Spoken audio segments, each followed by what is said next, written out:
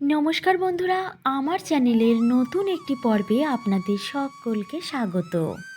বন্ধুরা, আমরা সকলেই জানি আমাদের সনাতন ধর্মে মা লক্ষ্মী অন্যতম প্রধান দেবী। দেবী লক্ষ্মীর আরাধনা আমরা সকলেই করে থাকি। সম্পদ এবং সমৃদ্ধির দেবী হলেন মা লক্ষ্মী। মা লক্ষ্মী যার ওপরে কৃপা বর্ষণ করেন তার কখনোই অন্ন এবং বাসস্থান কিংবা অর্থের কোনো দিনই অভাব হয় না। মা লক্ষ্মীর ৮টি রূপের পুজো আমরা করে থাকি, যাকে আমরা অষ্টলক্ষ্মী বলে থাকি। বন্ধুরা, আপনারা যদি অষ্টলক্ষ্মীর পুজো কোনো দিন করে না থাকেন, তাহলে অষ্টলক্ষ্মীকে পুজো করার জন্য আপনার বাড়িতে প্রদীপ জ্বালাতে পারেন। আজকের পর্বে বন্ধুরা যেটি জানবো, অগ্রহায়ণ মাসের বৃহস্পতিবার এবং শুক্রবার চাল দিয়ে কেমন করে মা লক্ষ্মীর পুজো করবেন আপনারা। চালের কয়েকটি উপায়। দেবী লক্ষ্মী হলেন অন্নের দেবী। মা লক্ষ্মীর আশীর্বাদ পাওয়ার জন্য সবচেয়ে সহজ একটি উপায় হল প্রদীপ প্রজ্বলন করার সময় প্রদীপটির নিচে সামান্য কয়েকটি চাল রেখে দিন।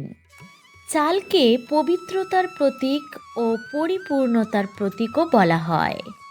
আর আমাদের হিন্দু ধর্মে প্রদীপকে ঈশ্বরের রূপ হিসেবে গণ্য করা হয়েছে।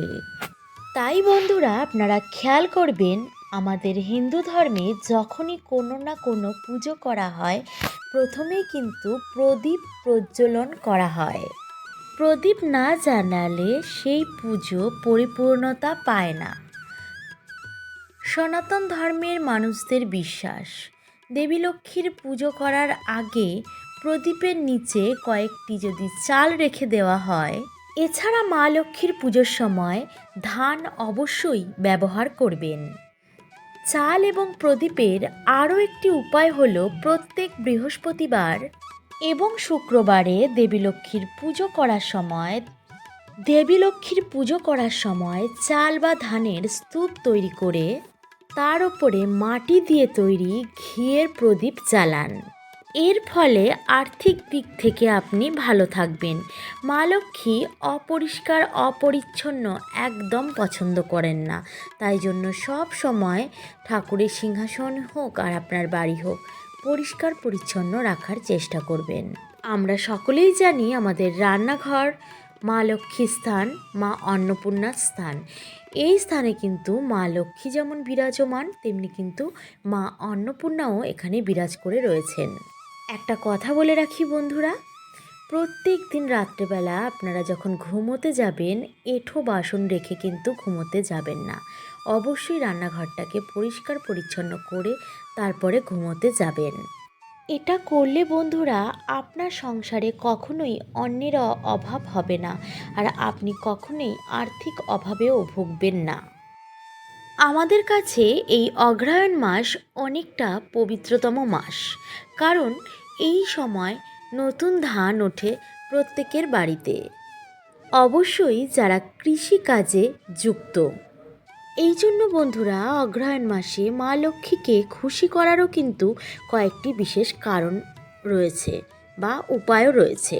সেটি হলো চাল দিয়ে। অগ্রহায়ণ মাসে নতুন চালের দানা 21টি, হ্যাঁ বন্ধুরা ভালো করে শুনে রাখবেন, 21টি দানা আপনাকে নিতে হবে। আর সেই চালের দানাগুলোর মধ্যে হলুদ লাগাতে হবে।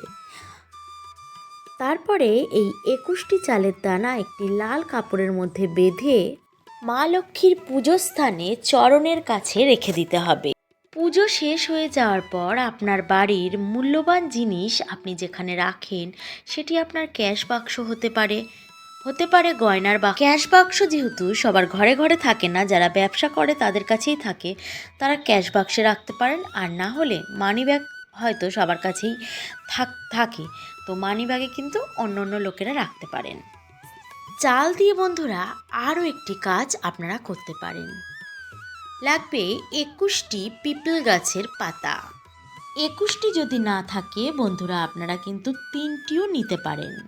বীজের সংখ্যায় নিতে হয়, আর সেখানে সামান্য একটু চাল রাখবেন।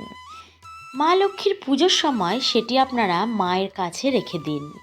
মনে রাখবেন, পিপল বা অশ্বত্থ গাছের পাতাটি যেটি আপনি নেবেন তার মধ্যে কিন্তু মা লক্ষ্মীর নাম লিখতে হবে।